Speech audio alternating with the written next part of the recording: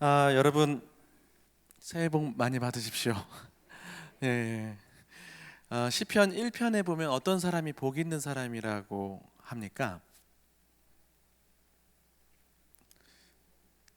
예. 여호와의 말씀을 율법을 즐거워하여, 여기가 포인트 같아요. 억지로가 아니라 즐거워하여 묵상하는 자가 복 있는 사람인 거죠. 복을 얻는 조건이 아니라 그 자체가 복이라고, 얼마나 복된가 이 얘기를 하고 있는데, 지금 여러분의 마음 상태가 어떠신지 모르겠는데 새해에 말씀을 즐거이 묵상하는 복 가득 누리시기를 바랍니다.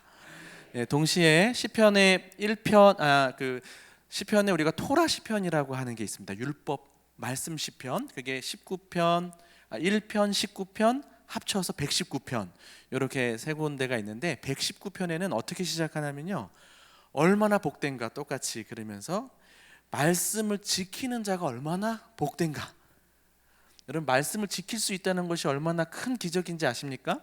죄와 허물로 완전히 죽어있던 우리가 성령의 역사하심을 통하여서 하나님의 말씀을 깨닫게 되고 그 말씀을 행하고 싶어하는 마음을 갖게 되고 또 그 말씀을 지켜 행할 수 있게 된다는 것이 얼마나 큰 기적인지 모릅니다. 이게 처음부터 제가 이런 이야기를 하면서 시작하는 게 좋을지 모르겠습니다만, 저는 간증거리가 굉장히 많은 사람입니다.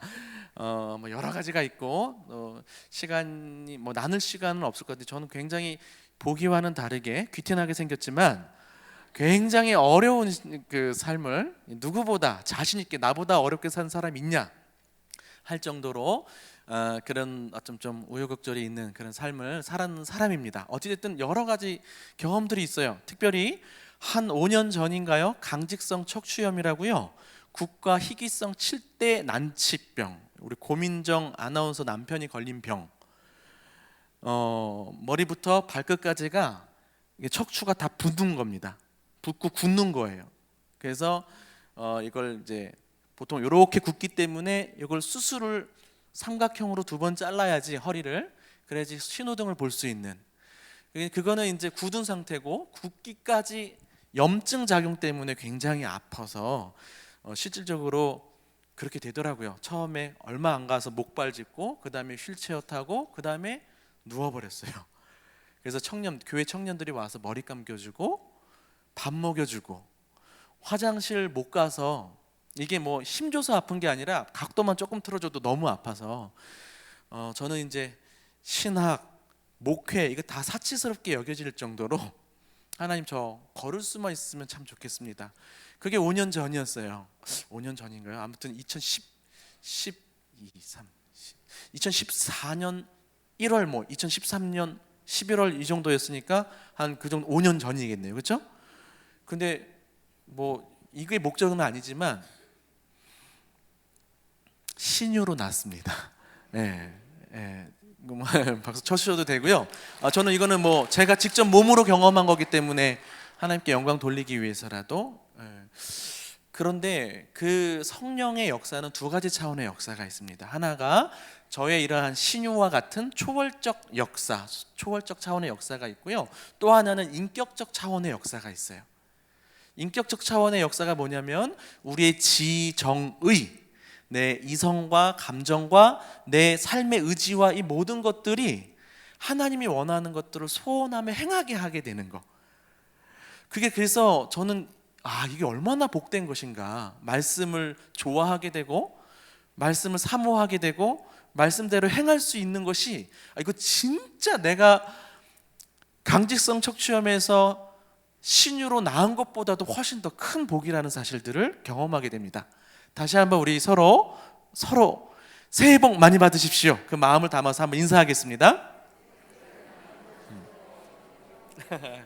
네, 복 많이 받으시고 그래서 누리시고 나누시기를 바랍니다. 예, 오늘 이제 3일 동안 성경 묵상에 관련돼서 이제 여러분들하고 좀 나누게 되는데요. 큐티 많이 들어보셨죠? 예, 큐티란 땡땡이다 이러면 어떤 정의를 내리실 수 있겠습니까? 큐티란 뭐뭐다. 네? 명상이다. 예전에는 명상이라는 용어를 썼었어요. 근데 이제 조금 오해의 소지도 있고, 물론 명상과 묵상이 그렇게 큰 차이가 있나 모르겠지만 일반적으로는 명상은 생각을 비우는 쪽으로 많이 생각을 한다면, 묵상은 이것도 비우긴 비워야 돼요. 비우지만 뭘로 채워야 될까요? 말씀으로 안 채우면 비우고 나서 이상한 게 들어올 수 있어요. 그래서 우리가 이제 묵상을 명상과 약간 그렇게 구분하기도 하는 것 같습니다. 감사합니다. 또 큐티란 뭐뭐다, 이렇게 어떤 거요? 삶이다. 큐티란 삶이다. 귀한 고백을 해주셨습니다. 이게 지금 여기 박수 쳐도 되는 분위기인가요? 좀 서로 격려 좀 하면서. 근데 보통 남성분들이 이렇게 발표하기 쉽지 않은데 앞에서 너무 본을 많이 보여주시고 계십니다. 한 분만 더. 큐티란? 선물 없어서 그런가요? 제가 내일 선물 준비해 올까요? 주님의 마음을 알아가는 거. 박수로 우리 격려를 해주시죠. 뭐 여러 가지 정의를 내릴 수 있는데요. 여러분, 큐티를 어떻게 정의 내리느냐에 따라서 큐티의 목적과 방향, 심지어 방법까지도 다 영향을 미치는 것 같아요.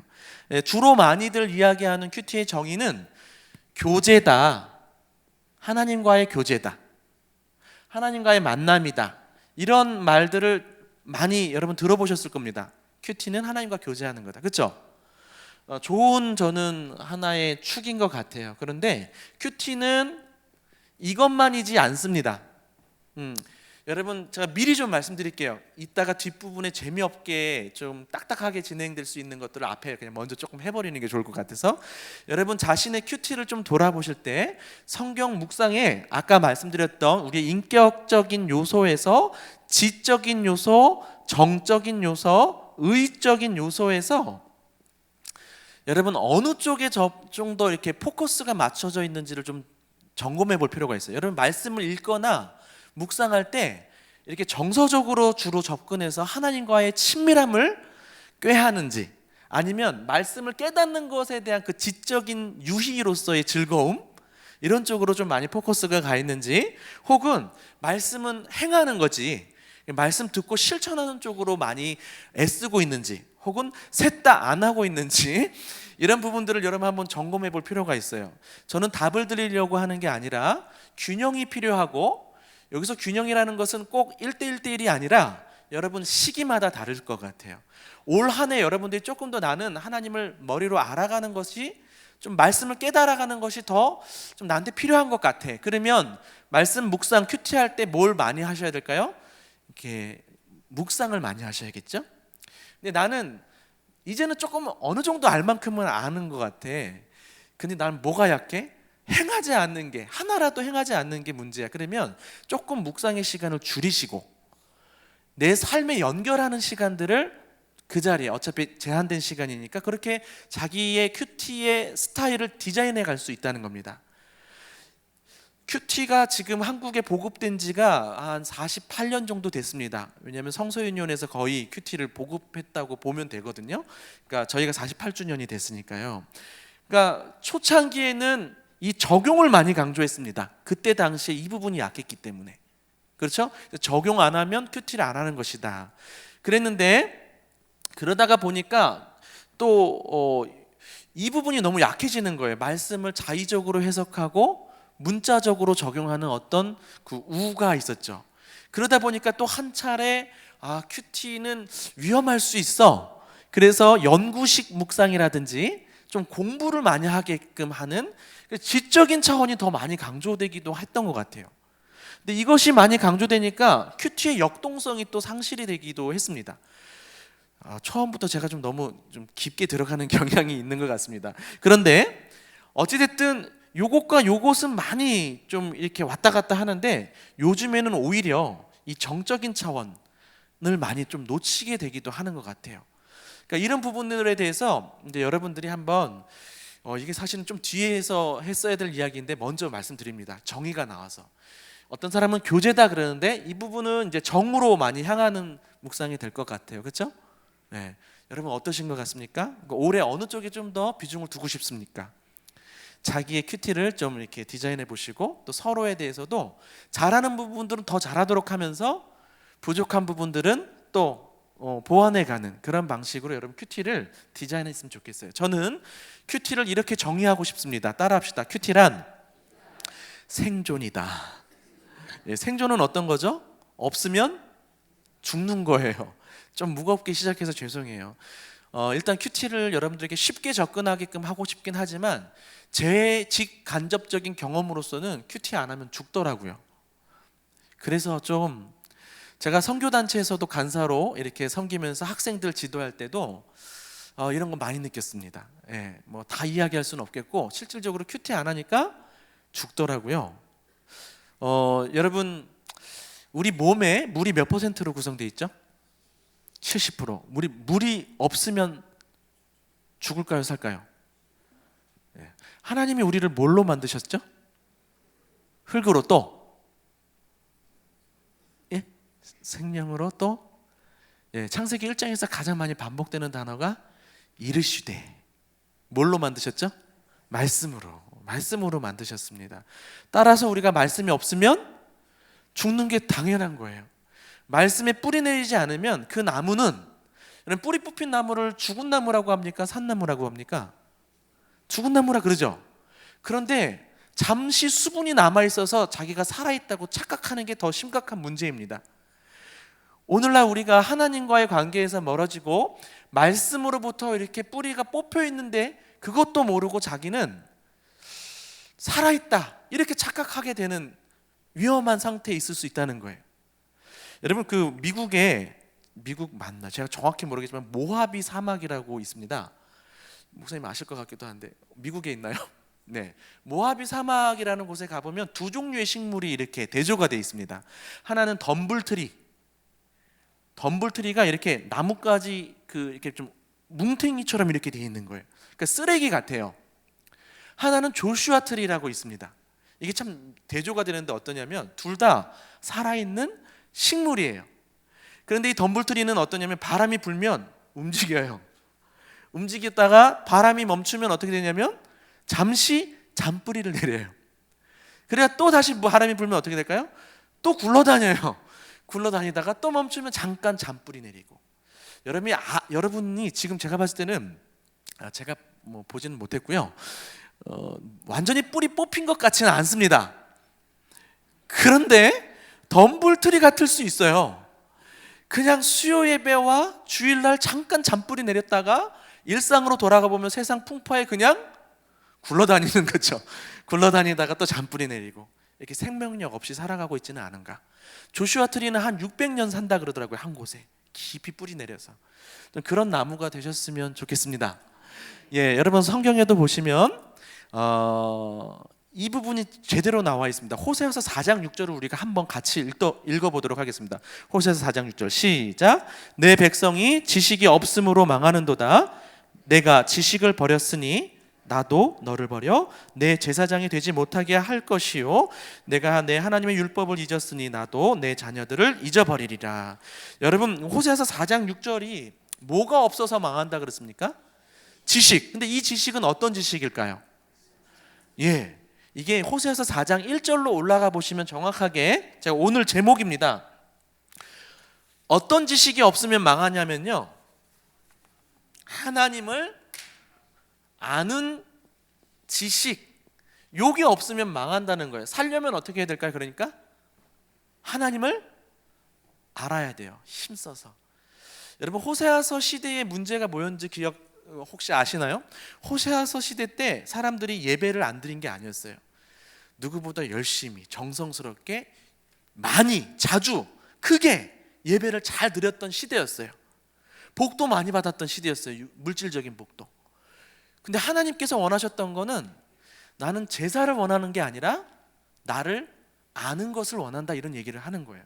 오해하지 마십시오. 여러분 예배가 안 중요하다는 게 아니에요. 근데 뭘 놓치고 있었다는 거예요? 종교적인 행위에만 이렇게 충실하게 있으면서 자기 기만에 빠진 거예요. 내가 그냥 하나님을 잘 아는 것처럼. 근데 문제는 뭐냐면 하나님이 원하시는 것이 하나님을 알기를 원한다는 거예요. 여러분 이거 재밌습니다. 이 말씀을 지금 누구한테 하고 있나요? 내가 지식을 버렸으니 나도 너를 버려 뭐가 되지 못하게 할 것이다. 제사장. 너가 누구라는 거예요? 제사장은 어떤 사람입니까? 율법 전문가죠. 오늘날로 말하면 말씀 전문가고요. 사역자랑 비슷한 것 같아요. 근데 여러분, 이 제사장이 하나님을 아는 지식이 없다, 하나님께서 이렇게 얘기하니까 좀 고민이 필요하죠. 그렇죠? 누구보다도 하나님에 대해서 많이 아는 사람인데 하나님을 아는 지식이 없다라고 이야기하는 거죠. 근데 여러분, 제가 좀 부끄러운 고백이지만 저는 100일 때부터 신앙생활을 했습니다. 제가 100일 때 어머니가 신앙을 갖게 됐어요. 그래서 모태신앙은 아니었고 업동이 신앙이었습니다. 근데 여러분, 저희 어머니가 처음 나왔던 교회가 이 교회였습니다. 예, 저도 깜짝 놀랐었어요. 근데 오래 안 다니시고 그때 신앙 막 가지던 타이밍에 그러다가 이제 다른 교회로 가시긴 하셨는데, 제가 기도 부탁을 하면서 이 교회를 간다 그랬더니 어머니가 놀래가지고 예전에 상가했을 때 내가 갔었다고. 제가 지금 나이가 40이 됐거든요. 그러니까 40년 전에 초창기죠.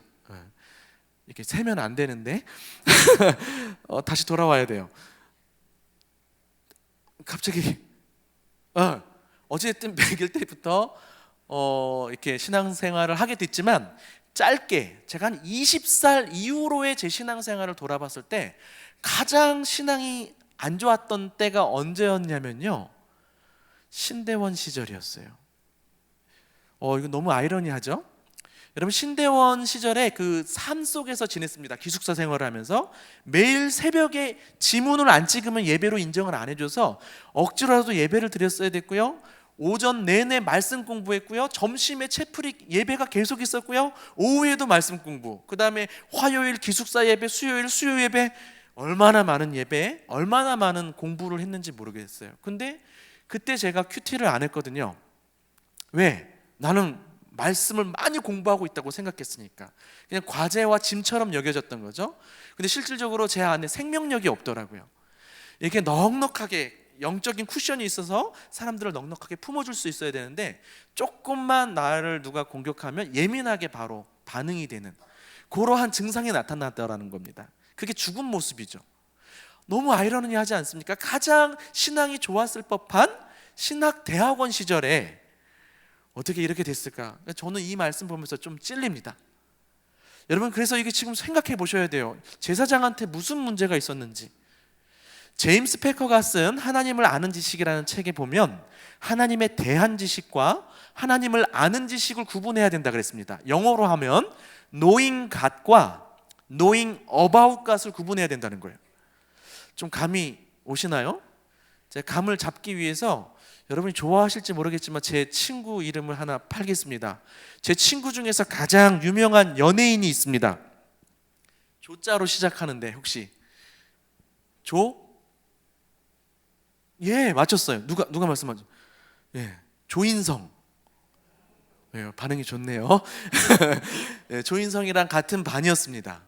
예, 학교 같이 다녔고요. 그래서 저는 좀 모범생이어서 앞자리에서 열심히 공부를 했고요. 좀 미안한 말이지만 모범생이 아니었어요. 그래서 이제 칠판 옆에 자주 섰었습니다. 그러니까 저랑 굉장히 자주 독대를 했었어요. 독대하고 공부하다가 이렇게 쳐다보면 이게 고등학생 때 머리도 짧았는데도 왜 이렇게 잘생겼고 코가 이렇게 오똑했는지, 그래서 어머니 가게도 가보고 집에도 한번 가본 정도.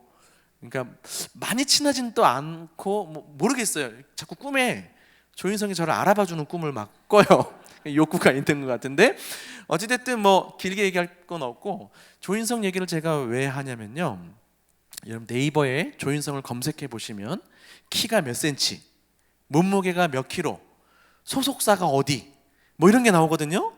이것은 조인성에 대한 지식일까요? 아니면 조인성을 아는 지식일까요? 조인성에 대한 지식, 정보적인 지식을 말하는 거겠죠. 저는 여러분들보다는 조금 더 조인성을 아는 지식이 있는 겁니다. 이해가 조금 되시나요? 여러분, 이제 한국말로 이런 말을 많이 합니다. 우리가 사람은 어떻게 해봐야 안다 그럽니까? 겪어봐야 안다. 또 만나봐야 안다. 3년은 지나봐야 안다. 살아봐야 한다. 잘 아시고 계시는지 모르겠습니다. 여러분 그런 얘기 하죠. 우리가 뭐 만나봐야 한다, 사귀어봐야 한다, 겪어봐야 한다, 경험해봐야 한다, 그렇게 이야기하지 않습니까? 너무도 정확하게 성경이 말하는 알다의 의미가 이 의미예요. 친밀한 관계가 전제되어 있는 상태에서의 인격적이고도 경험적인 알을 의미하는 거예요. 잘난 척 좀 하면 헬라어로는 기네스코라는 단어고 히브리어로는 야다라는 단어를 쓰고 있어요. 일부 이곳은 마카펜입니다라는 정보적인 용례로도 쓰이지만 무려 90% 이상의 용례가 관계가 전제되어 있는 알을 이야기하는 거예요. 여러분 요한복음에서 진리를 알지니 진리가 너희를 자유케 하리라 그랬죠. 그 진리를 요한복음에서는 계속 그리스도를 가리키는 단어로 많이 쓰거든요. 그 그리스도를 그냥 머리로 알 때 자유함을 얻는 게 아닙니다. 어떻게 알아야 돼요? 그리스도와 사귀어 알 때. 그래서 요한복음을 쓴 요한 그 저자가 계속 강조하는 단어가 사귐입니다. 만남이고 사귐이에요. 사귀어서 아는 알을 알미라고 이야기하는 거예요.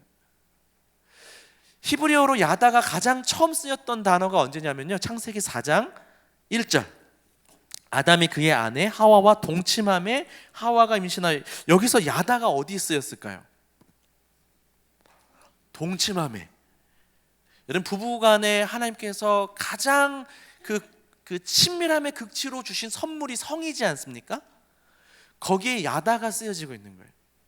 그러니까 여러분 이렇게 번역할 수도 있습니다. 아담이 그의 아내 하와를 알매, 열매가 태어난 거죠. 여러분 이런 의미에서 이 제사장의 문제가 조금 이렇게 좀 이해가 되시나요? 제사장은 하나님에 대한 지식은 성경 공부를 통해서 많이 알고 있었을지 모르겠지만 뭐가 없었다는 거예요? 하나님을 아는 지식. 그거 없으면 죽는다 이 얘기를 하는 거예요. 속지 마셔야 돼요. 물론 성경 공부 중요한데요, 지식적으로만 많이 하는 거가 진짜가 아니에요. 그러면 어떻게 해야지 하나님을 아는 지식을 가질 수 있을까? 제가 오늘 결론으로 말씀드리고 싶은 것이 요거를 알기 위한 성경 읽기 방법으로 큐티를 가르쳐 드리려고 하는 겁니다. 크게 두 가지 차원에서 설명을 해보겠습니다. 첫 번째는요, 하나님을 알려면 인격적 지식이 필요한데요, 이 인격적 지식은 교제를 통해서 가능합니다. 두 번째, 경험적 지식이 필요해요. 하나님을 안다는 것은 그냥 내 머릿속의 하나님, 관념의 하나님, 그런 저 멀리 계신 하나님이 아니라 실제 나와 교제하시는 하나님, 내 삶의 경험적으로 실제적으로 만나게 되는 그 하나님. 그래서 여러분 여기엔 뭐가 들어가는지 순종이 들어가요. 순종. 답부터 가르쳐 드릴게요. 오늘 제일 중요한 단어, 여러분들하고 나누고 싶었던 제일 중요한 두 단어가 교제와 순종입니다. 한번 따라해 볼까요? 교제와 순종. 교제와 순종.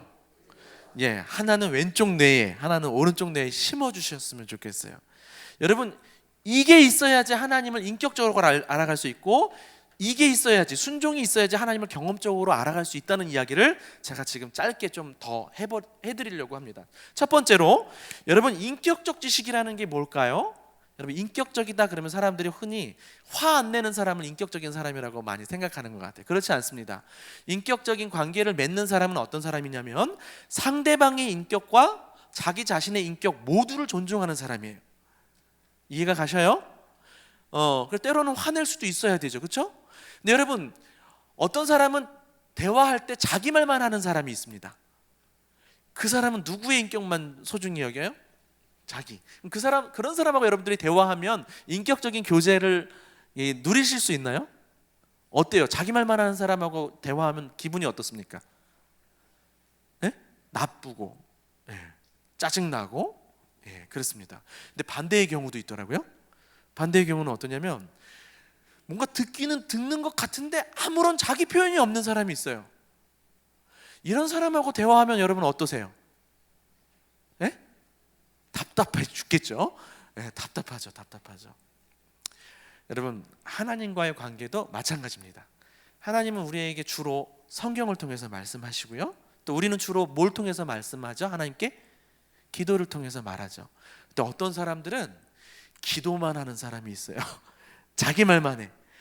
저희 어머니도 제가 목사가 되도록 진짜 거짓말 안 하고 하루에 3시간씩 기도한 것 같아요.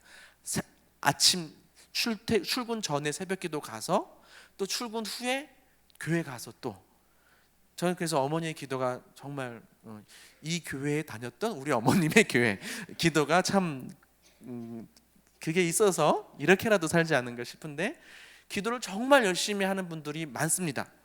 그런데 하나님 입장에서는 하나님도 뭘 얘기하고 싶은데 자기 말만 하고 가는 거예요. 여러분 우리가 기도만 하는 사람의 특징은 뭐냐면 자기 관심사가 중점이에요. 내가 뭐가 필요하고 그렇죠? 나한테 이게 어렵고 그러니까 그런 간구들을 많이 하겠죠. 근데 뭐에 대한 관심이 없어요? 하나님의 뜻이나 하나님의 관심이 어디에 있는지에 대한 관심이 없는 거예요. 이렇게 너무 단정적으로 말씀드리는 것 같아서 죄송한데 그래서 여러분 말씀과 기도가 같이 가야 됩니다. 그렇죠? 그래서 하나님의 관심이 뭔지를 보면서 그 관심을 내 삶에 이루기 위해서 기도를 하는 방향도 있어야죠. 순수하게 자기의 어떤 욕구를 위해서 기도도 하지만 하나님의 관심을 위해서도 기도해야 되지 않습니까? 그게 주기도문이고요. 반대의 경우도 있어요. 어떤 사람은 말씀만 아주 그냥 중요하게 막 말씀을 너무 사모해가지고 여기저기 쫓아다니고 세미나 다 쫓아다니고 좋아하는 뭐 유명한 설교 목사님들의 설교들은 다 유튜브로 찾아다 듣고 막 그런데 뭘 안 해요? 기도를 안 하는 사람이 있어요. 그러면 머리만 커집니다. 제 딸이 29개월밖에 안 됐는데 머리가 너무 커서 자꾸 뒤로 넘어져요. 너무 막 걱정이 많이 됩니다. 세면 안 되는데 딸을 위해서 기도해 주십시오. 자꾸 넘어져서 대두가 된다는 거예요. 대두, 과부하가 걸리는 거예요. 여러분 약간 좀 죄송합니다. 이게 딸을 이런 식으로 사용하면 안 되는데 어찌됐든 여러분 말씀과 기도가 같이 가야 되는 거예요. 여러분 말씀만 보시나요? 아니면 기도만 하시나요? 아니면 둘 다 잘 하시나요? 네. 큐티는요 쉽게 말하면 이렇게 생각하면 제일 단순합니다. 말씀과 기도가 같이 가는 게 큐티다, 묵상이다 생각하면 돼요.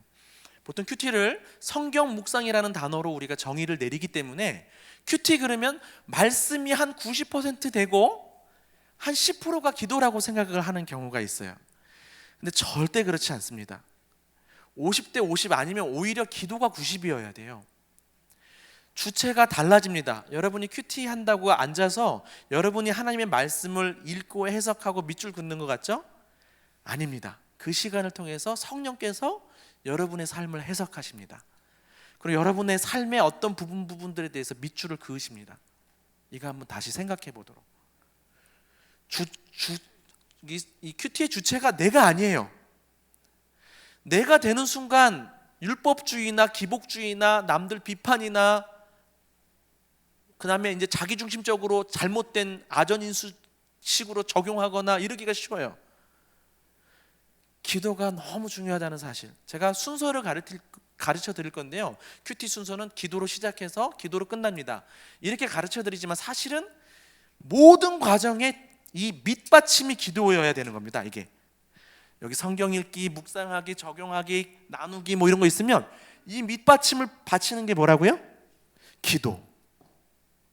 그래서 여러분, 저는 여러분들이 이제 큐티를 한 번씩이라도 해본 분들이 있겠고요. 들어보기라도 하셨을 텐데 여러분 한번 여러분들의 큐티를 한번 점검해 보십시오. 내가 큐티할 때 너무 건조했다면 혹시 기도가 빠지지 않았는지. 여러분 이 기도가 너무 중요하고요. 이 기도가 함께 가야지 아까 주님과 교제를 할 수 있습니다. 두 번째 넘어가겠습니다. 기도를 한번 여러분 좀 점검해 보셨으면 좋겠고요. 자, 순종. 이거는 왜 순종이 경험적 지식하고 어떻게 연결되는지 딱 안 떠오를 수 있는데 저도 좀 그랬었어요.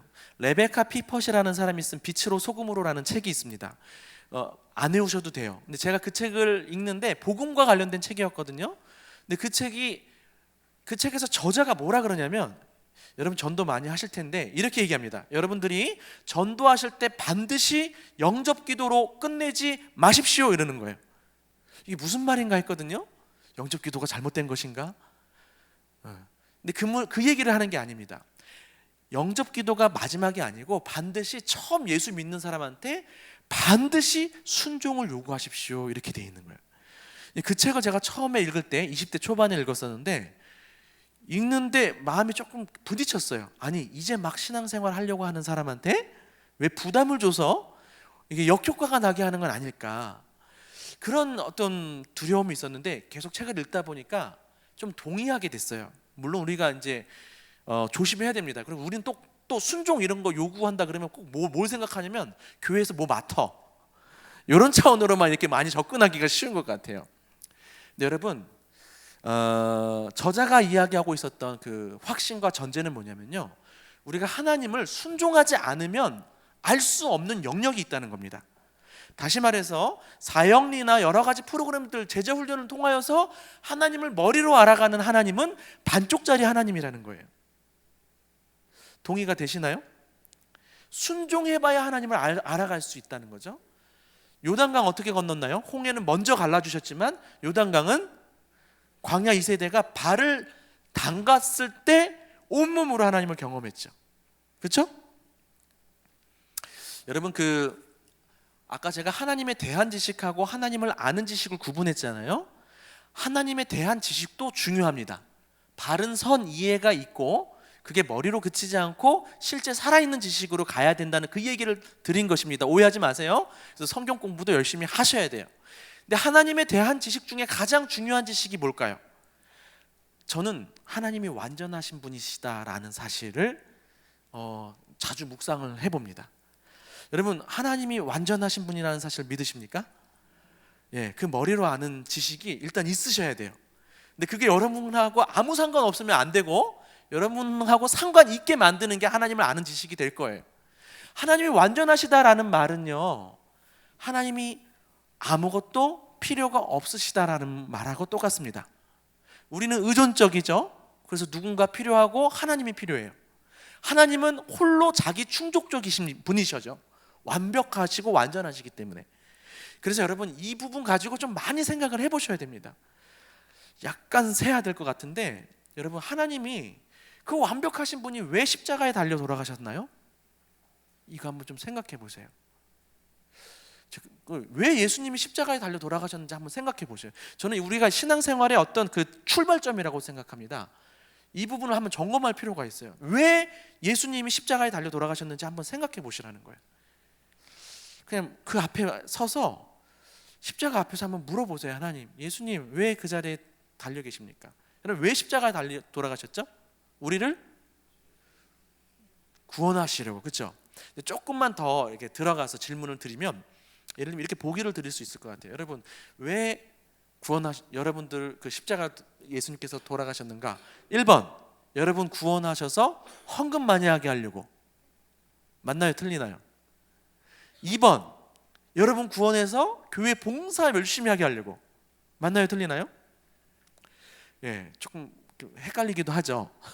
3번 전도 열심히 하게 하려고. 3번은 맞는 것 같습니까? 네, 다 중요해요. 다 좋은 겁니다. 근데 여러분 오해하지 마세요. 신앙생활 여기서부터 잘 출발해야 돼요. 하나님이 뭔가 아쉬운 분이 아니세요. 마치 우리는 신앙생활을 내가 더 열심히 해서 하나님의 어떤 부족함을 채우거나 아니면 내가 조금 더 잘 보여서 하나님께 사랑을 조금 더 덧입기 위해서 그렇게 신앙생활을 하는 경우들이 있습니다. 그렇지 않아요. 하나님은 돌들로도 아브라함의 자손이 되게 하실 수 있는 분이시고 우리가 아직 죄인 되었을 때 완전히 우리를 사랑해 주신 분이에요. 의심할 수가 없는 분이셔요. 그러니까 여러분들이 지금 헌금하고 예배하고 또 봉사하고 하는 이 모든 것들은 감사의 반응으로 하는 것이지 어떤 걸 바라고 하는 것이 아니란 말입니다.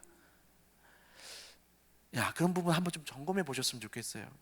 그럼 여러분 잘 보세요. 하나님이 뭐가 필요하셔서 여러분 구원하셨느냐 이거죠. 하나님은 여러분의 무엇이 필요하셔서 구원하신 게 아니에요. 하나님이 필요하신 건 여러분 자체인 것이죠. 여러분 한 분 한 분의 인격 그 자체입니다. 이 부분을 잘 생각해 보시고요. 그리고 핀트 좀 맞추십시다. 우리는 하나님께 대하여서 무엇을 구하고 있나요? 하나님의 무엇인가요? 아니면 하나님 자체이신가요? 이제 신년이 됐는데 여러분 기도 제목이 어떤지 좀 여쭤보고 싶어요. 한 3가지 올해 기도 제목 적으셨나요? 1순위 기도 제목이 뭔가요? 가족? 괜찮아요. 1순위 그렇게 하셔도 좋아요. 오늘 이 시간 0순위를 바로 잡읍시다. 여러분의 기도 제목, 올해 기도 제목 0순위가 하나님 자체가 되시기를 축복드립니다. 올 한 해 하나님 다른 무엇보다 하나님을 더 알기를 원합니다. 하나님과 더 친밀해지기를 원합니다. 하나님과 더 동행하기를 원합니다. 여러분 이러한 기도 제목 가지시면 어떨까요? 아니 올해만이 아니라 여러분 우리 인생의 목표를 비전이라고 한다면 여러분의 비전을 어떻게 세우시면 좋을까요? 비전이 있으신가요? 너무 많이 살아서 이제는 비전 같은 거 생각 안 하고 그냥 사는 대로 사시나요? 비전이 있어야죠. 제가요 그 선교단체 간사할 때 대학교에 이제 가수 션을 부른 적이 있습니다. 션 아시나요? 넌 크리스찬들, 예수님을 안 믿는 사람들도 다 초청해가지고 깨어진 가정을 회복하기 위한 좋은 샘플로서 션을 불러서 강연회를 한 거예요. 근데 션이 잘 몰랐던 건지 의도적으로 한 건지 모르겠는데 여기 다 예수님 안 믿는 사람들이 태반인데 말끝마다 하나님 하나님 그러더라고요. 하나님이 나한테 주신 자녀, 선물로 주신 아내, 계속 하나님 하나님. 아니나 다를까 끝나고 나서 사람들이 다 교회 질문을 하더라고요. 션님 언제 예수님을 인격적으로 만났습니까? 언제 십자가를 경험했습니까? 막 등등 거의 교회 분위기가 된 것 같아요.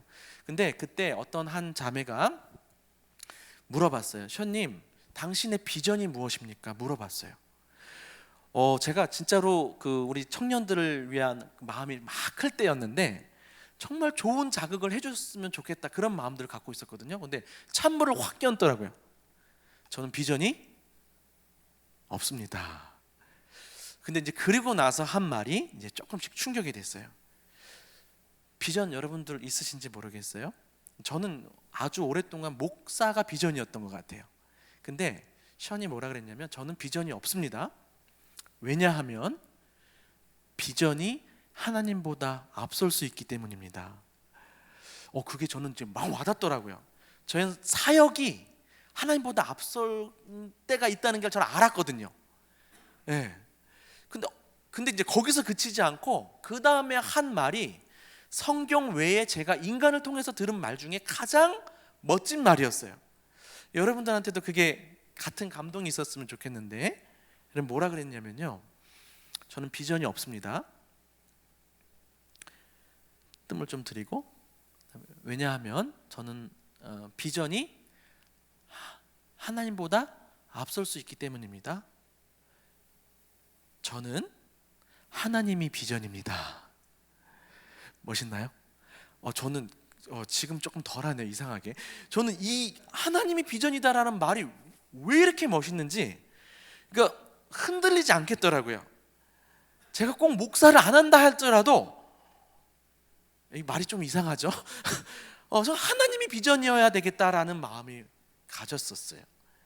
그 외에 자유롭게 하나님과의 관계 속에서 하시면 되는 거고 하나님의 인도하심을 따라 가면 되는 거고 내가 놓치지 말아야 될 것은 하나님이지 A냐 B냐보다 더 중요한 건 하나님하고 손잡고 가는 거예요.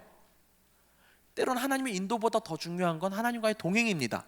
하나님의 뜻 다 몰라도 같이 걷다 보면 하나님의 뜻이 이루어지는 거죠. 여러분 절대 중요한 우리 인생의 가치, 최고 가치, 만복의 근원이시자 우리 인생의 목표는 하나님이셔야 되는 것 같습니다. 저는 여러분들하고 좀 나누고 싶은 찬양이 제가 제일 좋아하는 찬양이 내 구주 예수를 더욱 사랑이에요. 그 찬양 보면 조금 부끄러워요. 나는 하나님께 잘 사랑 고백을 안 하거든요. 왜냐하면 자신이 없어서 내가 하나님 얼마나 사랑하는지 잘 모르겠어요. 근데 좀 용기를 내서 고백하게 됩니다. 하나님 저 요만큼이지만 하나님 사랑합니다. 근데 어제보다 오늘 더 사랑하고 싶고 오늘보다 내일 더 사랑하고 싶습니다. 숨질 때 하는 말 이것일세. 여러분 숨질 때에도 이 고백을 할 만큼 더욱 사랑을 계속 고백하는 삶 되고 싶지 않으십니까? 제가 좀 세긴 했는데 뒤에 할 말을 땡겨서 한 거니까 조금 흐름이 살짝 비껴났어도 이해를 바랍니다. 하나님이 완전하시다라는 부분을 좀 설명하기 위해서 이야기해드린 거예요. 정말 여러분들의 삶에 가장 중요한 게 무엇일지 하나님이라는 사실을 좀 마음에 새기셨으면 좋겠어요. 다시 본론으로 돌아가겠습니다. 순종. 하나님 뭐가 아쉬워서 여러분들에게 아무것도 필요 없으신 분이 여러분들에게 순종을 요구하실까요? 여러분 지금 맥락상 여러분 위해서예요. 하나님을 경험하게 하시기 위해서입니다.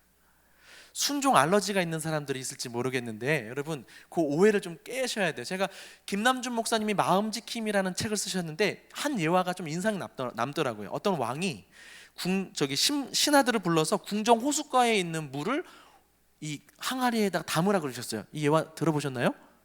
근데 이 항아리가 밑이 깨진 항아리였어요. 어때요? 물 풀면 계속 빠지죠.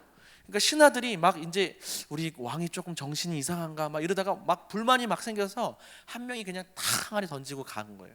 그러니까 다 쫓아서 집에 가고 한 명만 우두커니 계속 물을 퍼습니다. 어떤 일이 발생했을까요? 팔이 아팠겠죠, 그렇죠? 궁정 호숫가에 있는 그 물이 바닥에 이르는 거예요. 저쪽에 번쩍번쩍거리는 금은 보화가 발견됐죠. 왕이 처음부터 의도한 거고 왕한테 그 얘기를 했더니 선물로 준 이야기. 그러니까 하나님이 좀 이상한 분이 아니시란 말이죠. 여러분 경험해 보셔서 알잖아요. 하나님 여러분들에게 더 주고 싶으시고 하나님을 경험하게 하려고 하시지 하나님 뭐가 부족해서 시키는 분이 아니라는 거예요. 예수님이 우물가의 여인한테 힘이 없어서 손이 없어서 물 떠달라 그랬나요? 남자의 자존심 때문에? 아니에요. 그 여인에게 예수님이 어떤 분이신지를 알려주셨죠. 영원히 목마르지 않을 생수를 주시는 분이라는 사실을요. 제가 20대 초반에 큐티하다가 가장 마음에 걸렸던 본문 하나를 여러분들하고 나누고 싶습니다. 이 맥락에서 좀 연관이 되는데요. 아브라함이 이삭을 바치러 가는 장면, 그 본문을 묵상하는데 좀 힘겨움이 왔어요. 어떤 장면이었냐면 모리아산으로 이제 이삭 데리고 가는데 종들한테 이렇게 얘기하는 거예요. 너희들 여기 기다리고 있어. 우리가 다시 돌아올게. 우리에 그러면 누가 포함되어 있는 거죠? 이삭이 포함되어 있잖아요. 이게 저는 이제 큐티하다가 해결이 안 되는 거예요.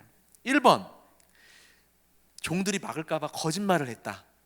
2번 하나님이 이삭을 안 죽일 줄로 알았다. 여러분 몇 번 같습니까? 2번 같아요? 그래서 저도 2번이라고 생각하고 싶은데 저라면 2번이었다면 이삭을 죽일 때 슬로우 모션으로 했을 것 같아요. 이때쯤이면 막으셔야 되는데. 근데 여러분 말씀을 보시면 진짜 급하게 죽이려고 그러거든요. 그러니까 천사들이 다급하게 와서 막죠. 죽이려고 그랬단 말이에요. 죽이려고 그랬고 거짓말했다고 보고 싶지는 않고 막 이러니까 제가 마음이 이렇게 힘들었던 겁니다. 근데 여러분 참 감사한 게 하나님 앞에서 여러분 좋은 질문을 갖고 있으면 멀지 않게 하나님께서 답을 주시더라고요. 우연치 않게 제가 히브리서 말씀을 만났습니다. 히브리서 11장 19절 한번 찾아볼까요? 이거 한번 찾을 건데 신약성경 365페이지입니다. 한번 찾아봅시다.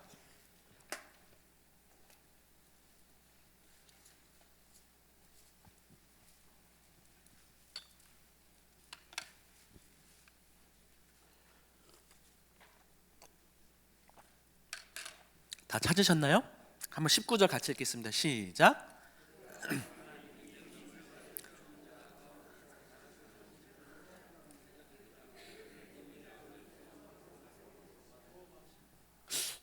여러분 지금 뭐라고 돼 있어요? 하나님이 다시 살리실 줄로 알고 했다 그랬잖아요. 저는 그게 너무 깜짝 놀라서 막 온몸에 전율이 돋더라고요.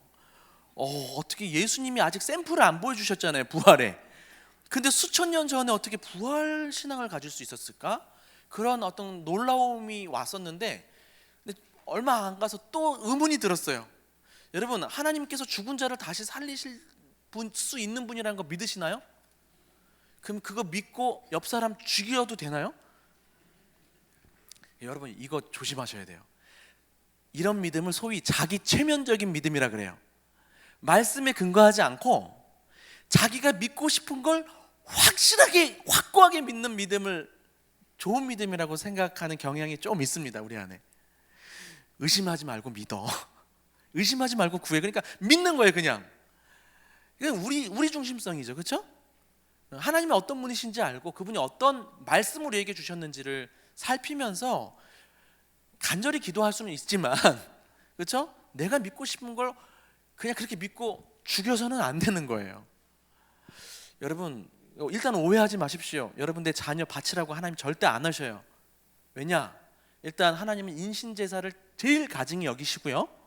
두 번째로는 이건 예표적인 성격이 있었죠. 하나님이 자기 아들을 바치는 그러한 모형론적인 어떤 부분입니다. 또 하나는 믿음의 조상이 되도록 시험하고자 하는 어떤 특별한 케이스죠.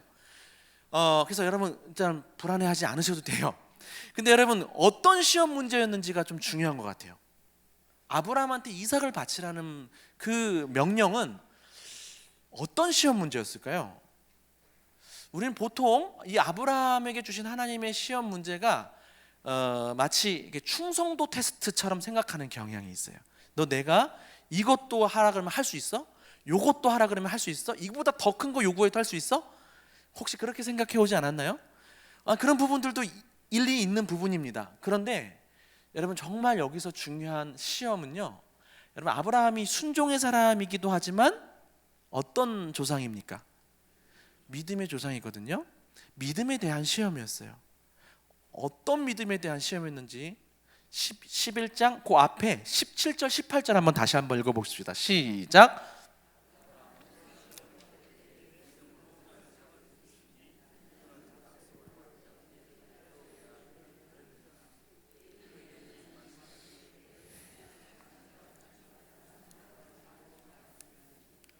시험 문제 좀 개취하셨나요?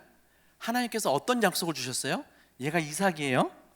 이삭을 통해서 자손을 번창하게 하겠다는 약속을 주셨단 말이죠. 저 같으면 그래요. 아니 왜 줬다 뺐습니까? 약속했다가 왜 바치라 그러니까 이렇게 저는 얘기할 텐데, 아브라함은 그렇지 않고요, 오히려 이거를 믿었기 때문에 죽일 수 있었다는 거예요. 이 희한하죠. 어떻게 이 사고가 돌아가야지 믿기 때문에 죽일 수 있을까요? 조금 더 제가 풀어서 말씀드릴게요. 좀 어렵게 느껴질 수 있을 것 같아서. 여러분 어떤 시험 문제였냐면, 너 정말 내 약속이 이루어질 것 믿니에 대한 가장 어려운 시험. 다시 말하면 이삭을 통해서 자손이 번성하게 될 것이다라는 약속을 주셨는데, 그 약속 진짜 믿니에 대한 가장 어려운 시험 문제가 바로 이거였습니다. 너 이삭이 죽어도 내 약속이 이루어질 것 믿니? 조금 감이 오세요? 지금 헷갈리세요? 제가 지어낸 거 아니에요. 잘 묵상해 보세요. 그 시험이에요. 이 약속을 진짜 믿는지에 대한 가장 어려운 시험이에요. 근데 아브라함은 이게 연결이 된 거예요. 이 약속을 믿기 때문에 죽일 수 있었던 거예요. 여러분 이제 제가 사실 본격적으로 하고 싶은 말은 이 부분에 있습니다. 아브라함이 어떻게 이렇게 큰 순종을 할 수 있었고 크게 하나님을 신뢰할 수 있었을까요? 여러분 하나님을 신뢰하는 그 믿음의 크기랑 순종의 크기는 같이 가게 돼 있습니다. 우리가 하나님을 경험하죠, 삶에서. 그럼 하나님을 향한 그 알매 크기가 커져갑니다. 신뢰가 커지죠. 그러면 뭐가 또 커질 수 있어요? 순종이 커지는 거예요. 또 순종하다 보면 하나님을 더 크게 경험하게 되고 하나님을 더 크게 알게 되겠죠. 그러면 또 거기서 신뢰가 커지고 믿음이 커지고 순종이 커지고, 그렇게 하나님의 사람이 자라가는 것입니다. 여러분 아브라함이 어떻게 이삭을 죽일 수 있었을까요? 하나님의 약속을 믿고. 아브라함이 먼저 하나님을 경험했거든요. 어떻게 경험했습니까? 사레에 죽은 태에서 아들을 주신 하나님을 경험한 거예요. 그걸 여러분 그 로마서였나요? 거기서 정확하게 그렇게 이야기해요. 부활신앙으로 표현하고 있어요. 죽은 자 가운데서 다시 살리신 걸로 표현하고 있어요. 죽은 태에서 애를 주신 거를 죽은 자 가운데서 다시 살리시는 것으로 표현하고 있거든요. 그런 경험이 있었던 거예요, 하나님에 대한. 그러니까 이 약속을 믿는데 큰 무리가 없는 거예요. 우리의 좁은 생각으로는 이 아브라함의 순종이 이해가 안 되지만, 아브라함 입장에서는 하나님은 이미 죽었던 태에서 아들을 살려주신 분인데, 약속해 주셨으면 내가 죽여도 다시 살리실 것에 대해서 뭐 그 크게 어려운 일이 아니었다는 말입니다. 여러분, 누군가가 그렇게 이야기합니다. 우리 인생의 크기는 하나님을 아는 크기라고 이야기했습니다. 여러분의 인생의 크기는 어느 정도가 되십니까? 그럼 하나님을 얼마 정도로 알고 계십니까? 다 아시죠? 신앙의 연륜이 하나님을 아는 크기랑 비례하지 않는다는 사실 아실 겁니다. 뭐가 쌓여야 됩니까? 순종이 쌓여야 돼요. 여러분, 불순종도 습관이고 순종도 습관이더라고요. 그러니까 우리가 어떤 근육을 쓰느냐에 따라서 그 근육이 발달하는 것처럼 또 어떤 결들을 만들어 가느냐가 굉장히 중요한. 여기 자녀들은 많지 않지만 자녀들도 그런 면에서 중요합니다. 어렸을 때부터 이 순종의 결을 만들어 주는 것이 너무 필요합니다. 여러분 어떠세요? 하나님을 알아가는 크기, 순종의 습관이 길들여져 있는지 묻고 싶습니다. 근데 죄송한 말씀이지만 우리는 순종이든 불순종이든 그게 중요한 게 아니라 뭘 순종해야 될지를 모른다는 아주 더 심각한 문제에 봉착해 있어요. 아까 이야기했듯이 순종 그러면 교회에서 어떤 거 직분을 맡느냐 안 맡느냐 정도로 매년 연말에 뭐 고민합니까? 내년에도 교사해야 돼? 성가대 해야 돼? 이런 고민들 많이 하는 것 같아요. 그걸 순종의 차원으로 많이 적용해 왔습니다. 그것도 중요한 순종이죠. 근데 여러분 진지하게 하나님의 말씀 앞에 날마다 나아가 보십시오. 정말 진지하게 하나님 앞에 있으면요, 하나님이 우리의 삶 속에 얼마나 많은 부분들에 대해서 삶의 구석구석 말씀하시는지 놀라실 겁니다. 그냥 어떤 행동, 선택의 문제뿐만 아니라 우리의 내면까지 감찰하시면서 현철아, 너 그 생각은 이제 그만 품었으면 좋겠어. 너 그 마음 이제 그 마음 풀었으면 좋겠어. 그만 내려놨으면 좋겠어. 그 욕망도 좀 내려놨으면 좋겠어. 얼마나 하나님께서 구석구석 이야기하는지 모릅니다. 나 자신에게 대해서, 우리 공동체에 대해서, 또 이 세상에 대해서 하나님이 하고 싶으신 말씀이 너무 많거든요. 저는 그래서 여러분 이 시간 순종의 습관을 들이라고 이야기하고 싶지 않고요, 그건 두 번째 문제고요, 말씀을 듣는 습관을 여러분들이 가지셨으면 좋겠어요. 여러분 좀 시간이 없고 어려우면 어려운 대로 그래도 그냥 나가셔요. 그 몸을 만드셔야 돼요. 여러분 막 어느 날 갑작스럽게 내가 새벽 예배 가서 은혜 받아야지 하고 그 와가지고 은혜 받습니까? 아니면 몸이 그냥 새벽 예배 나오는데 어쩌다 보니 그날 막 은혜를 받습니까? 전자예요, 후자예요? 후자가 정상적인 거예요. 여러분 그거 만드셔야 되는 거예요. 몸을.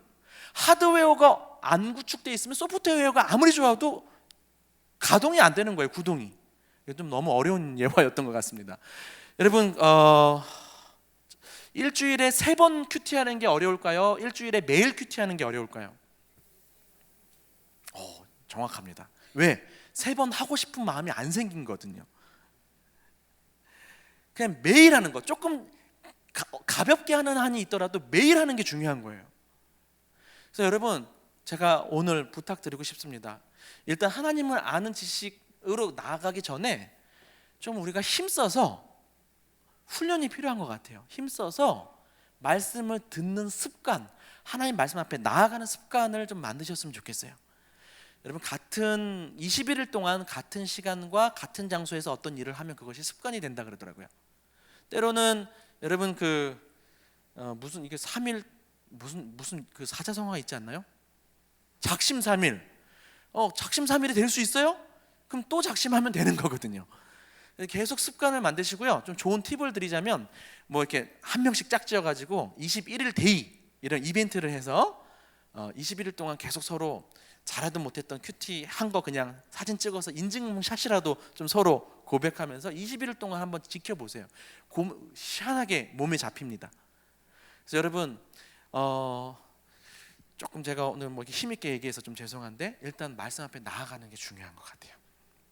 그리고 성령께서 일하실 겁니다. 예. 자, 그래서 제가 좀 이제 거의 결론을 맺습니다. 여러분 좀 비슷한데요. 토마스 머튼이라는 그 청교도 학자가 이런 얘기를 했어요. 인포메이셔널한 성경 읽기에서 그치지 말고 IN을 뺀 포메이셔널한 성경 읽기로 가야 된다, 이런 얘기를 했거든요. 인포메이셔널은 뭐예요? 정보적 읽기. 이게 아까 하나님에 대한 지식하고 비슷하죠. 근데 여기서 IN을 빼면요, 영어가 포메이셔널, 이게 번역하기 어려운데 번역해도 어려워요. 형성적 읽기로 가야 된다, 이런 얘기를 했어요. 아직 감이 안 잡히시죠? 성경을 읽을 때 어떻게 하는 게 형성적 읽기지? 이것과 좀 관련해서 도움이 될 수 있는 게 유진 피터슨이 쓴 이 책을 먹으라에 있는 내용입니다. 다운표에 있는 거 한번 같이 읽어봅시다. 시작. 현실적으로 그리스도인으로 살아가는 삶에서 사람들이 가장 소홀히 하는 것 중에 하나가 바로 성경을 읽는 것과 연관해서 된 일이다. 이는 그리스도인들이 성경을 가지고 있지 않거나 그것을 읽지 않는다는 말이 아니며 그리스도인들이 성경을 하나님의 말씀으로 믿지 않는다는 말도 아니다. 바로 성경이 자신을 형성해 가도록, 즉 성경대로 살기 위해서 성경을 읽지 않는다는 뜻이다. 이게 번역체라서 좀 안 와닿을 수 있는데 저 좀 보십시오. 우리가 이 신앙인들이 성경과 관련돼서 아주 중요한 문제점이 있다는 거예요. 뭐냐면 성경을 안 가지고 다녀서 문제가 아니고, 매일 안 읽어서 문제가 아니고, 하나님의 말씀으로 안 믿어서 문제가 아니라는 거예요. 바꿔 말하면 하나님의 말씀으로 믿고 매일 가지고 다니고 매일 읽는데도 불구하고 우리한테 심각한 문제가 있다는 거예요. 그게 뭐예요? 목적에 대한 문제예요. 목적 없이 읽는다는 거예요. 여러분, 그 성경을 믿으시나요? 어떤 걸 믿으시죠? 보통 우리가 성경을 믿는다 그러면 영원무호하신 하나님의 말씀, 영감된 하나님의 말씀으로 그렇게 믿는다고 저는 명백하게 믿습니다. 아주 큐티하면 할수록 이거는 하나님의 말씀이 아니고서는 이 말도 안 되는 그런 경험들을 많이 하고요. 확실히 믿어요. 저는 이 말씀이 성경이 하나님의 말씀이라는 거. 근데 여러분, 성경 무호에 대한 믿음, 이것보다 더 중요한 게 뭐냐면요, 성경의 능력에 대한 믿음입니다. 아까 잠깐 티타임 가질 때 교육부 그 담당하시는 분께서 말씀의 능력 얘기를 하셔서 좀 깜짝 놀랐습니다. 평소 우리가 그런 생각을 안 하게 되는 게 좀 이상해요. 여러분, 성경의 능력을 믿으시나요? 디모데후서 3장 16절 잘 외우셨죠? 모든 성경은 하나님의 감동으로 된 것으로 교훈과 책망과 바르게 함과 의로 교육하기에 유익하니, 여기까지는 잘 외우십니다.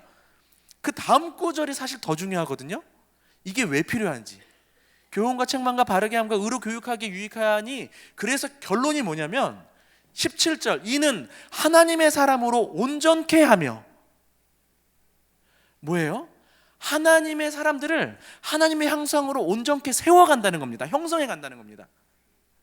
요거 정말 믿는지 제가 정말 이 시간에 간곡히 물어보고 싶고 믿으라 하고 싶어요. 내 마음대로 되는 거 아니지만. 여러분, 정말 믿으시나요? 성경이, 하나님의 말씀의 능력이 우리 존재를 하나님의 형상으로 세워간다는 거 믿으시냐고요. 내 모난 부분들을 깎아내고 부족한 부분들을 메워가면서 우리를 이렇게 아름답게 빚어가시는 거 믿으시냐고요. 그럼 여러분, 여러분의 삶을 정말 말씀께 의탁하고 부탁하고 있습니까? 여러분의 자녀들을, 정말 우리 자녀를 바꿀 수 있는 건 하나님의 말씀의 능력이라는 것을 믿고 자녀들을 말씀으로 이끌고 계시냐고요. 진짜 믿냐고요. 여러 가지 공부 과외들 다 시키지만 말씀 과외 시키냐고요. 혼내려고 하는 거 아닙니다. 그냥 저를 향해서도 같이 또 말하게 되는 건데요. 여러분, 이 하나님의 말씀과 내 삶의 상관성, 이 거리감이 어느 정도 되는지를 저는 여쭤보고 싶어요. 정말 이 말씀이 내 존재와 삶을 꿰뚫어가서 내 삶을 인도하고 내 존재를 변화시켜가는 그러한 경험들 하고 계시냐 하는 거죠. 아니면 말씀 따로, 삶 따로, 내 존재 따로, 그렇게 따로 국밥처럼 여러분이 계시냐 하냐 하는 물음입니다. 여러분, 말씀의 사람이 되십시오. 말씀과 상관없는 사람이 돼서는 안 됩니다. 그럼 명목적인 그런 크리스천에 불과합니다. 그냥 쉽게 다시 제가 질문을 드릴게요. 여러분, 최근에 말씀 때문에 여러분의 선택이 바뀌었던 때가 언제였습니까? 아주 노골적으로 묻습니다. 말씀 때문에 여러분의 선택이 바뀌었던 적이 있습니까? 아니면 그냥 말씀은 말씀대로고 늘 여러분의 욕심을 채우는 방식으로만 살아가셨습니까? 여러분의 마음의 태도를 바꿔본 적이 언제십니까? 말씀 때문에. 아니면 안 바꾸셨어도 돼요. 말씀 때문에 끙끙 앓았던 적은 언제였습니까? 하나님의 사람은요, 하나님의 말씀을 먹고 자라가는 사람입니다. 말씀이 없이는 죽는다고 고백하는 사람입니다. 그렇다면 이 말씀이 내 삶에 아무런 영향을 못 미치는 그러한 말씀이라면 우리는 하나님의 사람이 아닌 거예요. 하나님의 백성은 하나님의 나라의 법의 통치를 받는 사람들이죠. 아이고, 제가 너무 흥분해서 첫날부터 여러분들 여러분, 큐티는요 이거 하자고 하는 거예요. 저는 다른 모든 성경 읽기 방식 존중하는데 우리가 이걸 자꾸 상관을 못 시키는 거예요. 우리 삶에 연관을 못 시키는 거죠. 그래서 영어로 큐티를 이렇게 정의합니다. 두 가지로 정의하는데, 하나는 spiritual reading이라 그래서 영적인 독서다, 하나님께 가까워지는 독서다. 또 하나는 life related reading, 좀 어려운 단어 같아요. 삶에 연관시키는 성경 읽기가 큐티다, 이렇게 정의를 합니다. 어떻게 해요? 하나님께 가까이 가고 내 삶에 연결시키는, 그게 큐티예요. 자, 조금 이제 정리를 하겠습니다. 여러분, 하나님께서 성경을 우리에게 왜 주셨나요? 가장 큰 목적은 자기 계시의 목적이에요. 하나님이 자기를 알리고자 하기 위해서 주신 거예요. 그럼 우리는 그 목적대로 읽어야 되는 거죠. 근데 여러분, 우리는 어떻게 읽는지 한번 돌아봅시다. 저는요, 저의 이야기만 할게요. 저는요, 많은 경우 읽는 것 자체가 목적이 되었었더라고요. 일독이 목적인 거예요. 일독이 목적이어서 참 재밌어요. 만화책도 이해가 안 되면 다음 구절, 다음 장면 못 읽거든요. 재미가 없어서.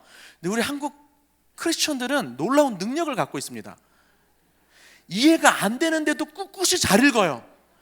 목적이 뭐라서? 일독이라서. 제가 통독을 폄하하는 거 절대 아닙니다. 병행하실수록 좋습니다. 그런데 한번 돌아보셔야 돼요. 하나님은 우리에게 이 말씀을 하나님 알라고 주셨는데 우리는 일독을 목적으로 읽고 있단 말이죠. 여러분, 하나님을 어떻게 알 수 있습니까? 교제와 순종을 통해서 알아갈 수 있는 거예요.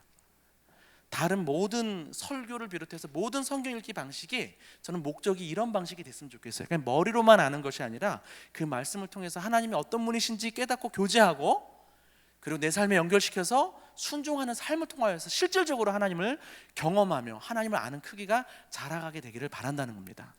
여러분, 하나 더, 성경은 하나님을 알게 하시기 위해서 주셨다면 하나님께서 이 말씀을 우리에게 어렵게 암호 코드로 풀 수 있도록 주셨을까요? 아니면 쉽게 주셨을까요? 그거 믿으셔야 돼요. 우리가 이거를 지나치게 하나님의 말씀을 경외한다 하면서 받들면서 멀리하고 있지는 않은지 일상에 들어오셔야 돼요. 이 말씀은 우리를 위한 말씀이거든요. 저 신비적인 언어로, 하늘 언어로만 있는 말씀이 아니라 하나님이 우리 선물로 주신 말씀이에요. 우리 일상 속에 가까이 해야 될 말씀이에요. 그거 왜 주셨겠습니까? 이거 굳이. 여러분, 믿음이 필요해요. 따라합시다. 성경은 쉽다. 성경의 가장 큰 특징 중에 하나가 명료성입니다. 초등학생들도 아주 자잘한 거 말고요, 기본적으로 하나님을 알고 구원을 얻는 지식에 있어서 명료하게 알 수 있도록 주신 거예요. 국어 능력이 그래서 되게 중요한 것 같습니다. 세종대왕이 한글을 왜 만드신지 아십니까, 여러분? 큐티하라고.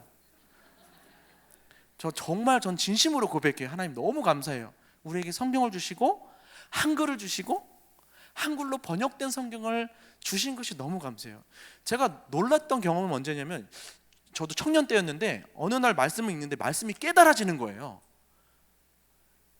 여러분들, 깨달아지는 게 당연한 거거든요. 근데 이 깨달아지는 게 전 너무 큰 어떤 그 감동이었어요. 마치 하나님께서 제 여기가 정수리에다가 직통 계시로 말씀하시는 것 같았어요. 얼마나 기쁘고 행복하고 좋았는지 몰라요. 여러분, 직통 계시 부러워하지 마세요. 이게 직통 계시예요. 아멘. 여러분, 매일 성경이 알려주고 있는 큐티 방식은요, 두 질문 방식이라고 합니다. 첫 번째 질문은 하나님은 어떤 분이십니까? 두 번째는 교훈이 무엇입니까? 저는 다른 큐티 방법 다 존중하고 그렇지만 너무 심플하고 너무 좋은 방법 같아요. 이 두 질문 방식이요. 하나님이 어떤 분이십니까? 질문하면 교제로 향할까요? 순종으로 향할까요? 교제로 향하게 돼요. 순종으로도 향하지만 하나님이 어떤 분이신지를 막 묵상하면 하나님이 이렇게 멋지고 아름답고 따뜻하고 나를 사랑하시는 분이구나. 그래서 주님 이런 분이에요 고백하게 되고 감사해요. 제가 그리고 이런 하나님 앞에 내 모습을 보니까 회개할 것들이 생기고 또 간구할 것이 생기고 뭐가 일어나요? 기도하게 되잖아요. 교제로 이어지는 겁니다. 하나님이 어떤 분이십니까를 묵상하면 교제로 이어지게 되는 거예요. 교훈이 무엇입니까? 묵상하면 어디로 갈까요? 당연히 순종으로 이어져. 참 기가 막혀요. 어떻게 이런 방법이 이렇게 초창기부터 개발됐는지. 물론 사도 바울이 다메섹 도상에서 예수님께 했던 두 질문을 따서 한 거예요. 주님 누구십니까?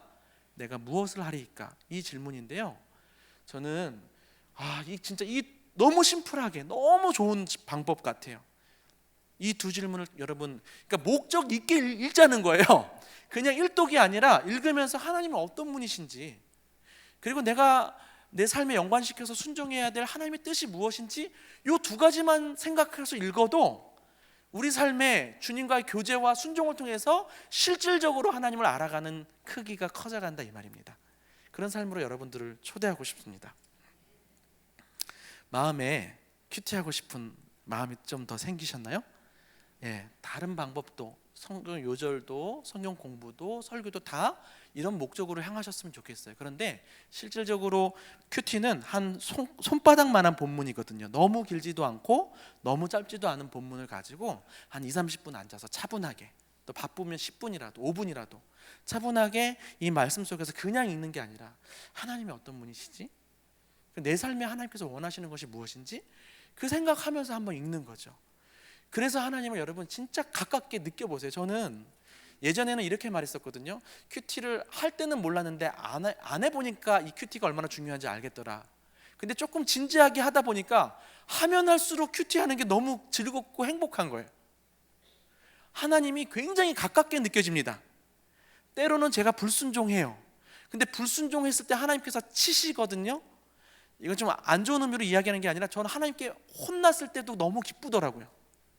하나님 나를 포기하지 않으시고 연단해 가시는 게 느껴져서 내가 잘못했을 때 하나님께서 이 잘못해서 안 된 일이라는 걸 깨닫게 해주시면 그게 더 소중한 거예요. 내가 잘 안 된 것보다. 너무 그런 부분들이 큐티하면서 매력으로 맛으로 경험되어지고 있습니다. 제가 시간을 녹음하면서 하고 있는데 1시간 7분 했어요. 동기부여는 좀 이렇게 이 정도까지 하고요. 조금 안 쉬었다가 해도 되겠죠. 한 10분 정도만 좀 더 큐티가 무엇인지에 대해서 간략하게 조금 정리해드리고 오늘 좀 마무리한 다음에 내일은 조금 더 실질적인 큐티 방법에 대해서 가르쳐드릴게요. 일단은 여러분이 왜 해야 되는지 아셨죠? 하나님을 아는 지식을 위해서 교제와 순종이 중요하고 그래서 두 질문을 잘 활용하시라고요. 방법까지 연결이 된 거죠. 자, 그러면 제가 이제 여러분 지금까지는 조금 설교 듣듯이 들었다면 잠시 모두 전환을 하셔서 조금 공부해야겠다. 내가 다른 건 몰라도 경건의 훈련은 공부 좀 해봐야겠다 하는 마음을 가지고 한번 이 뒷장을 잠깐 보도록 하겠습니다. 뒷장. 제가 그 1번에 대한 내용을 그냥 넘어가겠습니다. 이 부분에서 제가 하고 싶었던 거는 우리의 묵상이 지적인 부분에 너무 가 있나 정적인 부분, 의지적인 부분에 가 있나 이 부분을 제가 여러분들에게 한번 점검해 보라고 하려고 했던 말이었고요. 성경 원어적인 개념으로 여러분들에게 묵상에 대한 개념을 좀 이 시간 알려드릴게요. 첫 번째는 따라합시다. 하가는 읍조리다라는 뜻이에요. 읍조리다. 그러니까 소리를 내는 거예요. 여러분 큐티 그러면 콰이어트 타임 막 그런 생각을 하면서 조용해야 돼. 그런 생각을 막 이게 갖고 계시는데 그런 거 아닙니다. 오히려 역동적이에요. 그리고 반복이 핵심이에요. 여러분 소가 되새김질을 몇 번 하죠? 4번 하나요? 4번. 위가 4번이고 뭐 뱉었다가 다시 먹고 막 그러잖아요. 여러분 비싼 고기 먹을 때 한 번에 넘기나요? 아니면 여러 번 씹으시나요? 여러분 이 하가가요 이런 걸 의미해요. 하나님의 말씀을 그냥 한번 훅 훑어가는 게 아니라 막 곱씹으면서 소화시키는 거거든요. 넣었다 뺐다 하면서 반복이 중요해요. 그래서 하가 묵상법이라고도 많이 이야기하는데 하가 묵상법은 읊조리는 거예요. 그러니까 예를 하나 드리겠습니다. 아까 티타임에서도 말씀을 드렸는데, 혹시 큐티가 너무 어렵게 느껴지거나 아니면 너무 바쁘신 분들은 그냥 딱 5분만 투자하세요. 하루에 아침에. 보통은 제가 씻고 큐티하라 그러는데 하가 묵상하시는 분들한테 씻지 말고 큐티하라 그럽니다. 일단 일어나면 바로 하나님 앞에 나아가서 짧게 기도하는 거죠. 하나님, 제가 오늘 한 말씀이라도 붙들고 살고 싶습니다. 저한테 말씀을 주십시오. 기도하고 성경을 2번 정도만 한번 읽으면서 그냥 이렇게 바로 와닿던지 아니면 모호하게 와닿던지 그냥 그 구절 하나를 밑줄을 친 다음에 하나님 감사합니다. 제가 오늘 이 말씀을 가지고 살겠습니다 하고 끝나는 거예요. 쉽죠? 5분이면 돼요. 근데 사실 쉽지는 않아요. 이때부터 큐티가 시작되는 거예요. 이미 묵상과 적용 이런 건 안 했지만 구절 하나만 발견했지만 이제 여러분 뭐 해야 돼요? 안 씻었으니까. 씻으면 이제 샤워기를 틀고 뭐 해야 될까요? 그거 읍조리라는 거예요. 읍조리고, 그럼 씻었으면 뭐 해야 돼요? 양말 신어야죠. 양말 신을 때 뭐 하라는 거예요? 읍조리라고요. 옷 입고 밥 먹고. 여러분들이 하나 이렇게 그 코딩이라 그럴까요? 그걸 해놓으면 좀 장소로 옮길 때마다 내가 읍조려야지. 조금 더 열심을 내면 기도까지 하는 거죠. 그 말씀과 더불어서. 여러분 사실은 큐티는 반복이 되게 중요합니다. 이게 초창기에 성서연연에서 가르칠 때도 반복을 많이 가르치셔서 제가 이제 저쪽 전라도 광주 쪽이나 가서 어르신들을 만나면 그때 배우셨던 분들은 하루에 큐티를 5번 해요. 아침에 한 30분 하고요. 그 다음에 삼시세끼 저녁. 그때는 한 번 했던 거기 때문에 길게 안 하는 거죠. 밥 먹듯이 내가 한 끼 먹으면 영양식도 한 끼 먹어야지. 그러면 자꾸 이렇게 떠나지 않게 하는 거예요. 그리고 이런 기도도 들어봤어요. 어떤 장로님이 한 기도죠. 하나님, 내가 오늘 아침에 묵상한 이 말씀이 제발 점심때까지만이라도 기억나게 해주세요. 큐티는 하는 게 목적이 아닙니다. 아까 삶이라고 장로님 말씀하셨는데 따라합시다. 큐티는 하는 게 아니라 사는 것이다. 네, 붙들고 사는 거예요. 새겨지도록.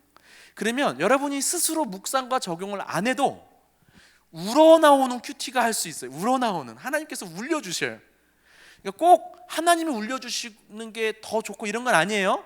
때로는 여러분 천국 비유를 보시면 보화를 발견하기도 하고 진주를 발견하잖아요. 차이가 뭐냐면 보화는 우연히 발견하고 진주는 적극적으로 찾아요.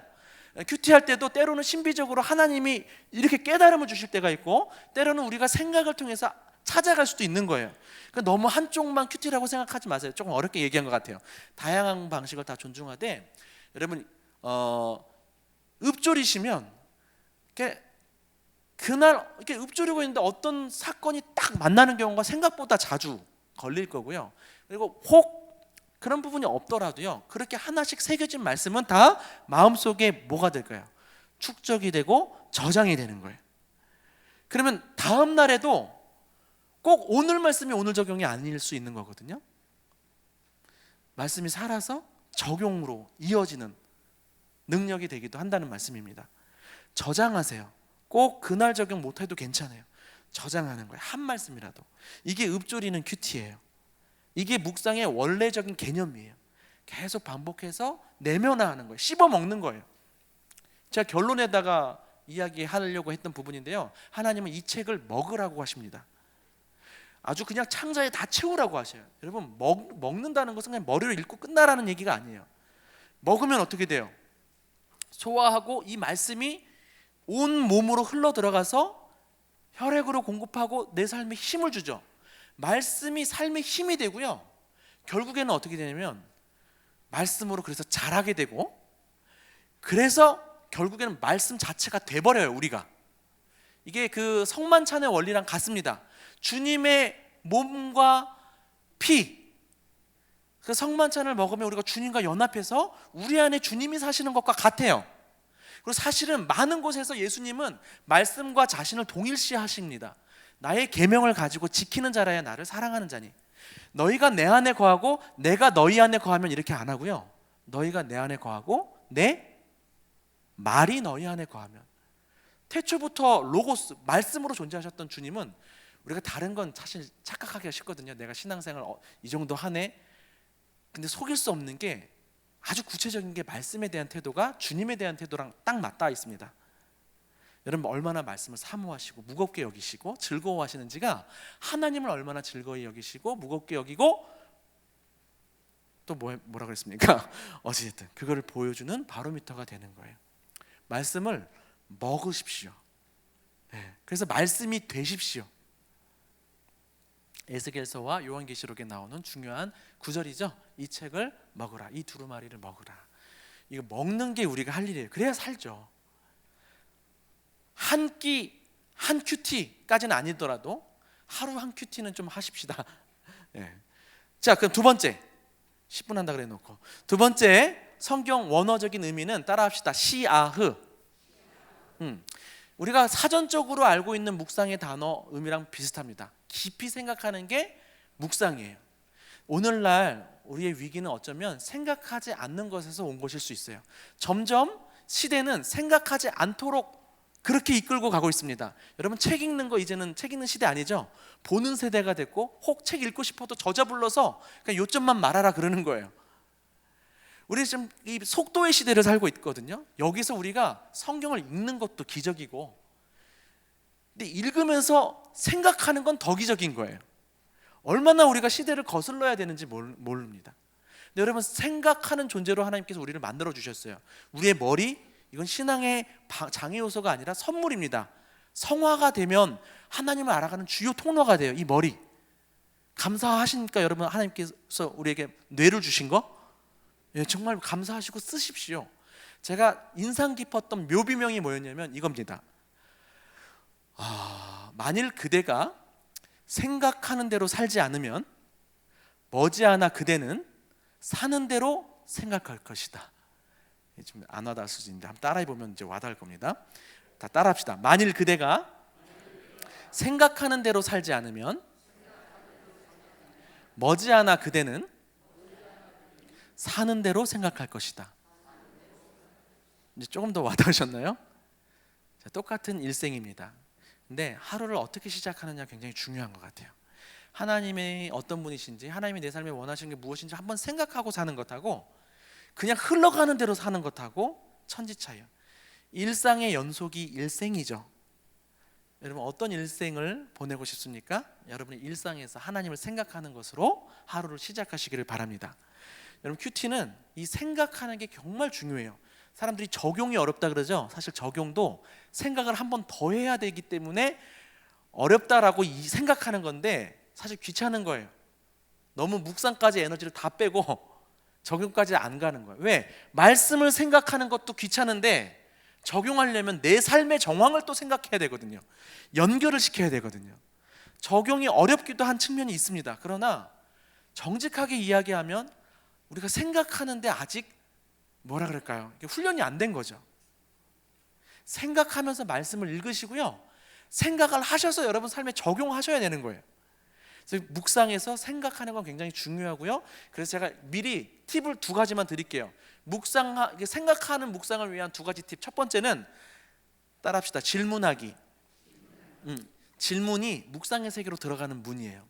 어떤 구절이든지 사실은 여러분들이 왜라는 질문을 던져보시면 묵상으로 연결이 돼서 길러집니다. 그러니까 자꾸 이렇게 의문, 질문을 던지면서 하나님 말씀을 이렇게 곱씹어 보시라는 겁니다. 좋은 방식, 가장 좋은 방식이 질문하는 거예요. 왜? 두 번째, 정말 좋은 방식, 내일부터 알려드릴 방식인데요. 두 번째로 우리가 생각하면서 말씀을 읽게 할 수 있는, 묵상할 수 있게 하는 좋은 방식은 기록하는 거예요. 기록하는 거. 여러분 쓰려고 하려 보면 생각하게 되고요. 쓰고 나면 연상작용이 일어나서 더 생각하게 돼요. 이거는 진짜 제가 70세 이상만 봐드리고 나머지는 다 펜을 꼭 들고 큐티 하기를 권면하고 싶어요. 근데 70세 이상이라고 서운해하지 마시고 하셔도 돼요. 하셔도 됩니다. 펜을 드셔야 돼요. 그래서 집중도 되고 기록이 되고 연상이 되면서 묵상이 풍성해져요. 뭐라도 쓰시는 게 중요합니다. 정말 중요한 큐티를 위한 사자성어 하나 가르쳐 드릴게요. 따라합시다. 적자생존. 적어야 사느니라.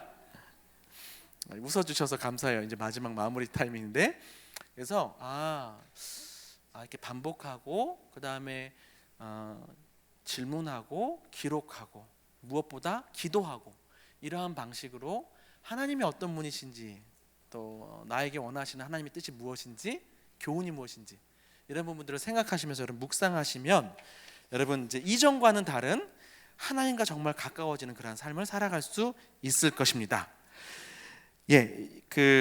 여기서 좀 마치도록 하겠습니다. 시간 괜찮죠? 내일 한번 다시 또 뵙도록 하겠습니다.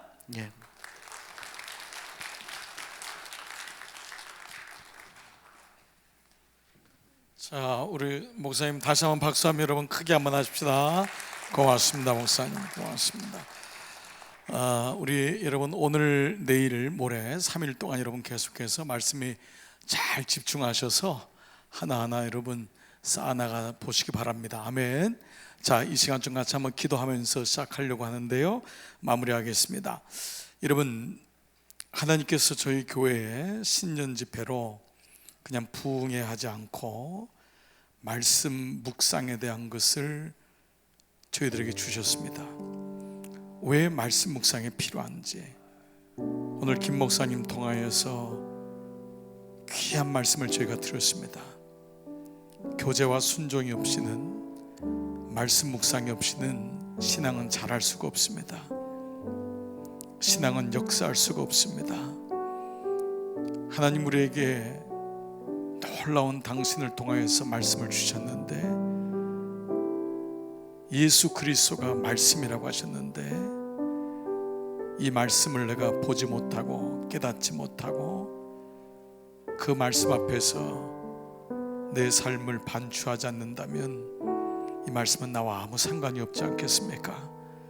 좀 우리 마음속에 거룩한 소망이 일어났으면 좋겠어요. 주님, 올해 우리 교회가 말씀에 눈이 떠지는 원년이 되게 하옵소서. 주여, 이 놀라운 기적이 부모된 내가 먼저 이 말씀 앞에 눈이 떠지고 말씀의 삶이 이루어지게 해달라고 이 시간 여러분 우리 같이 합심으로 기도하면서 마무리 기도, 개인적으로 여러분 기도하시고, 오늘 목사의 말씀 중에 하나님이 비전입니다. 하나님이 나의 모든 것입니다. 기도의 제목 때문이 아니라 하나님의 말씀에 대한 그리움과 사모함과 목마름을 가지고 이 시간 주여 내 삶이 말씀으로 형성되고 말씀으로 일어나게 하옵소서. 이 마음을 가지고 한번 주 앞에 나가서 기도하면서 오늘 마무리하시거나 편안하게 돌아가시고 내일 밤 만나기를 바랍니다. 여러분 좀 더 기도가 필요하면 좀 더 기도하시고 또 계속해서 기도하시면서 오늘 모든 집회를 마칠게요. 여러분 한번 이 시간 두 손을 한번 드십시다. 주여, 오늘 이 시간 내게 말씀의 목마름과 사모함을 주시고 오늘 주신 말씀을 되새기면서 그 말씀을 가지고 고백하면서 기도하며 나갑니다. 이 시간 주여 같이 고백하며 우리 하나님 앞에 기도하면서 나갑니다. 주여, 아버지 감사합니다. 아버지, 오늘 주의 말씀을 담습니다. 하나님 누구시고 붙잡아 주시옵소서. 주여 충만하게 하시고 아버지의 마음을 주셔서 주님 잘 감당하게 하시고 주시는 말씀이 나의 삶에 오늘 이번 한 해 동안 주님 말씀 없이 살 수 없음을 고백합니다. 주여, 이번 집회를 통하여서